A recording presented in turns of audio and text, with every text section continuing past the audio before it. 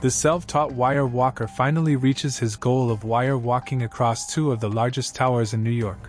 But while he's at it, the police bust his friend at the end of the wire and try to bait him to come to them. Instead of coming to the police, the wire walker turns around, feeling joyful that there's no way the cops will follow him, and mid-walk, the wire walker kneels to take in the sight of his audience and the beauty of the buildings below. While the walker takes in the beautiful sight, his friends at the other end scramble right after another set of cops bursts out to the roof. Now that the cops are on both ends of the wire walker tries to stall his arrest by showing off his balancing skills. And just when the police think he's about to give up, the wire walker turns around and relaxes on the wire. While he relaxes, a bird motivates him to resume walking, but this time around, while he's walking, the cable holder snaps.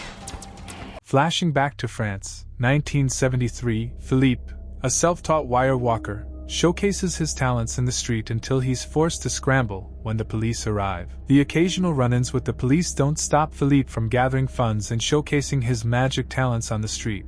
But as luck will have it, one day, he has an accident that leads him to the dentist's office. In the dentist's office, Philippe comes across a magazine about a tower project in New York that seemed captivating enough to steal. And after stealing the magazine, Philippe envisions himself doing a wire walk between the towers. While he fantasizes about wire walking on the towers, Philippe recalls how mesmerized he was on his first encounter with a wire walker. And ever since then, Philippe practiced wire walking every day until he became a recurring pain for the police. After self-teaching for many years, Philippe sneaks into a circus to have a taste of the real deal. But before he can walk, Papa Rudy, the manager of the circus, catches and chases Philippe around the circus. But mid-chase, Philippe's juggling talents captivate Papa Rudy, and just like that, he offers to become Philippe's mentor. The following day, Papa Rudy teaches Philippe how to make perfect entrances to compliment his audience. But when Papa Rudy shits on Philippe's attempts, Philippe argues with him, and before he knows it, Papa Rudy kicks him out to the curb.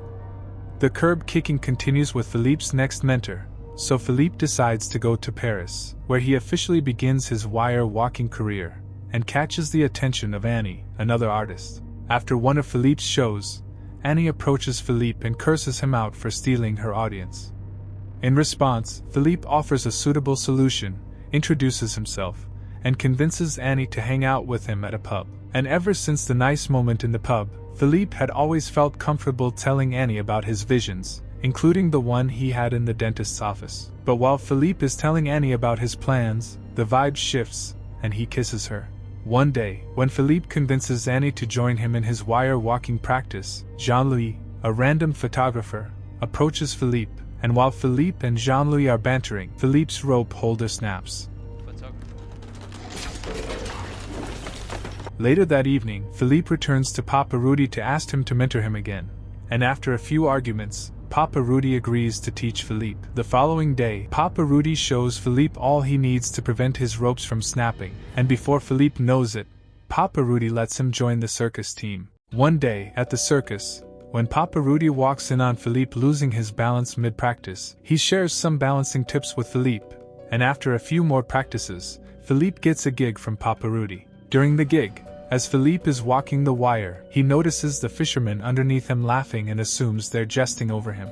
His assumption distracts his balance, and even though Philippe tries to save his fall with pathetic compliments to his audience, deep down, Philippe sulks over his mistakes. Balance. Philippe! One day, whilst Philippe is still sulking over his failure, he comes across a tower that motivates him to try again. And this time around, Philippe makes a successful walk that attracts many happy audiences. Unfortunately for him, even though his walk is a success, Philippe gets arrested for illegal high-wire walking. After his arrest, Philippe complains about the cops pissing on his window to Annie, who shows him a picture update of the tower project in New York. Annie's update makes Philippe fly them out of town to check the towers out, and when they reach New York, Philippe teases over how perfectly high the towers are. When he finally snaps out of tweaking, Philippe makes his way to the top of the tower and promises to find a means to wire walk between the towers. Over the course of a few days, Philippe makes plans for his goal despite Jean-Louis' disapproval. And even though Jean-Louis and Philippe don't see eye to eye on Philippe's plan, Jean-Louis agrees to help Philippe. In order to ensure the success of his goal, Philippe seeks insight from Papa Rudy, but when Papa Rudy suggests Philippe use a safety line, Philippe flips and annoys Papa Rudy in the process. And Annie, who is watching everything unfold, convinces Philippe to apologize to Papa Rudy. Philippe apologizes per Annie's request, and Papa Rudy still insists Philippe uses a safety line, but when Philippe reminds Papa Rudy of his teaching about bravery and honesty, Papa Rudy changes his mind. For the next few days, Annie helps Philippe practice his wire walking, and one day, mid-practice, Jean-Louis brings Jeff, a high school maths teacher, to help them calculate the distance between the towers in New York. And now that Philippe has everything he needs, he chooses a date for the wire walk. After waiting for 3 months, Philippe travels to New York a few days ahead to gather all the information he needs about the towers. During one of his investigations, Philippe gets a leg injury, and when Annie asks him to go to the hospital, Philippe refuses to mess up his plans over an injury. The following day, Philippe arrives at the building with crutches, and after taking advantage of his crutches' privileges, Philippe comes across Barry, a Frenchman, who immediately recognizes Philippe as a wire walker. After learning that Barry works on the 82nd floor of the tower, Philippe invites Barry to lunch to offer him an accomplice deal. Over lunch, despite realizing that Philippe's plans are illegal, Barry agrees to become Philippe's accomplice. So the following day, Philippe links up with Jean-Louis and Jeff to get walkie-talkies, and along the line, they pull Jean-Pierre, the salesman of the hardware store, into their group. After recruiting Jean-Pierre, Philippe, and the boys at Albert, a random junkie, and David, a technician, to the mix, before returning home to go over the plan one more time. While Philippe goes over the plan, Jean-Louis advises him to call the walk off, but Philippe refuses. And when Philippe walks away in annoyance, Annie and Jean-Louis shut down the doubtful whispers from the rest of the group. Later that night, Philippe argues with Annie for doubting him, and when Annie counters back, Philippe admits he's scared and doubtful. Why are you doing this? Why are you suddenly against me? Against you? You're the most selfish, arrogant! Yes, I'm arrogant! I have to be!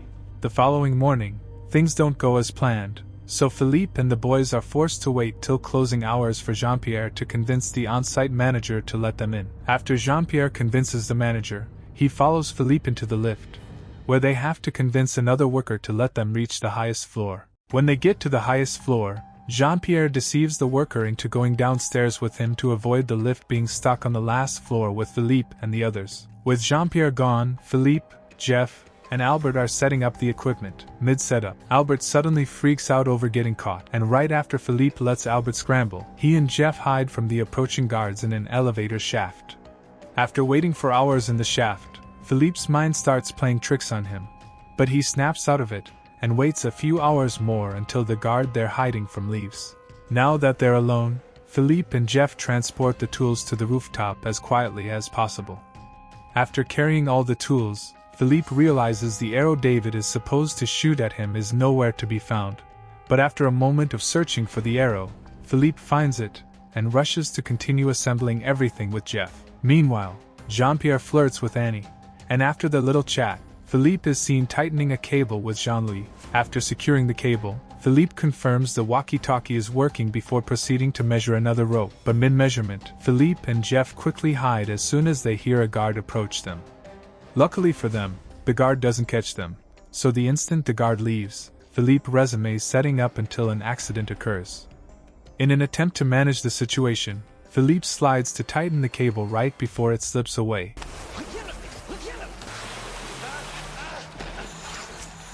Before updating the rest of the boys about their problem, Philippe's update instills fear in David, and when David tries to quit, Philippe promises to call off the plan the second anything becomes life-threatening. But despite Philippe's promises, Jeff informs him that David has quit, and there's no way he can work the rope alone. Regardless of the setback, Philippe asks Jean-Louis to find a way to get David back on board. While Jean-Louis convinces David, morning comes, and the building comes alive, making Philippe and Jeff rush to round up the tools. While they do the finishing touches, a random man catches them in the act, but instead of stopping them, the man allows Philippe and Jeff to carry on with their work. With everything in place, Philippe tries dressing up for the grand event, but mid-dressing up, his clothes fall off and cause him to tweak. Mid-tweaking, Philippe calms himself down and agrees to walk without a costume. He balances his first foot on the wire and, After collecting his stick from Philippe, he soaks in the gravity of his decision. After soaking it all in,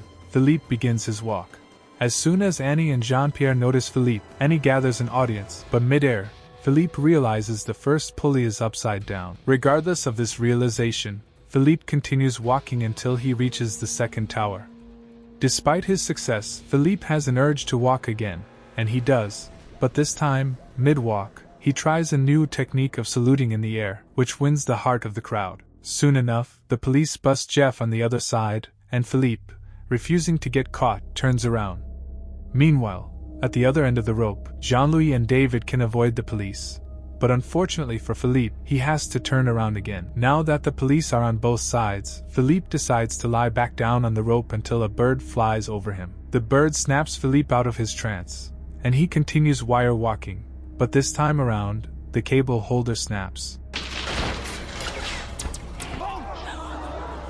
The snap almost throws Philippe off balance, but when it seems like Philippe is about to stop, he pulls another stunt, but the police pounce on him mid-stunt. Now that Philippe's wire walking is over, the cheering crowd resumes their daily duties, and at the same time, on the rooftop, Philippe shows the police how to dismantle the setup. While some men dismantle the setup, the remaining cops lead Philippe and Jeff down the roof, and as they proceed downstairs, Philippe feels his heart swell from the applause of the workers in the tower.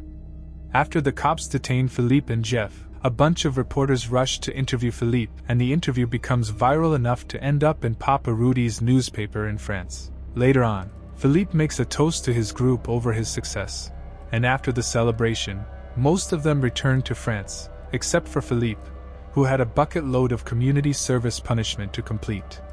Even though Philippe gets punished for high wire walking, he also gets rewarded for it with an opportunity to sign on the tower's rooftop and a free pass to visit the towers at his will. Despite all the hiccups along the way, Philippe overcomes his doubt and achieves his dream of walking the wire between two of the tallest towers in New York.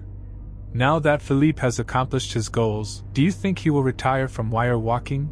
Or do you think he will come up with more risky goals? Let me know what you think in the comments. Until next time, guys, peace out.